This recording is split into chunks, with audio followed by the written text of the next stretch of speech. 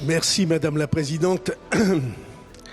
Je trouve qu'on a montré une image républicaine, honorable et active.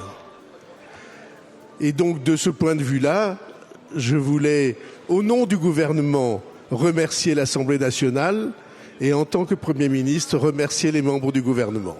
C'est très important pour l'avenir et je suis heureux que nous ayons pu partager ce moment. Je suis frappé par les messages que nous tous nous recevons d'une minute à l'autre et ces messages sont des messages profondément heurtés par la violence des propos et c'est le cas exactement pour l'ensemble de la vie politique. Je trouve que si nous pouvons, par notre attitude, essayer de sortir de cette image de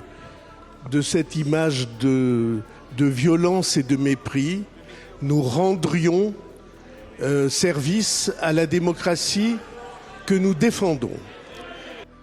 Il n'y avait qu'une question posée aujourd'hui.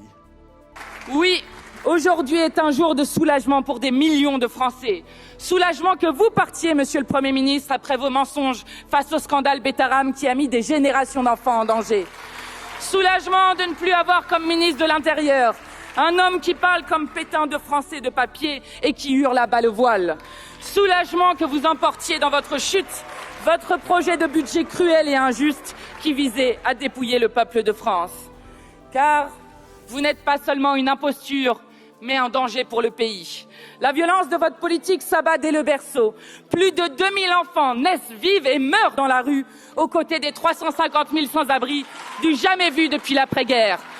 Notre taux de mortalité infantile est là.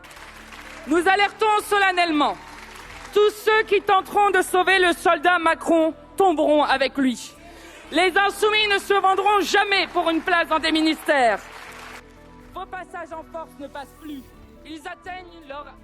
À présent, il ne reste plus beaucoup d'options aux forcenés de l'Élysée.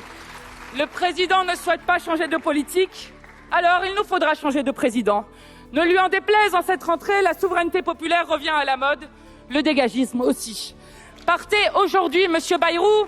Emmanuel Macron vous suit de près. Le peuple s'impatiente. Il a tout un monde à inventer.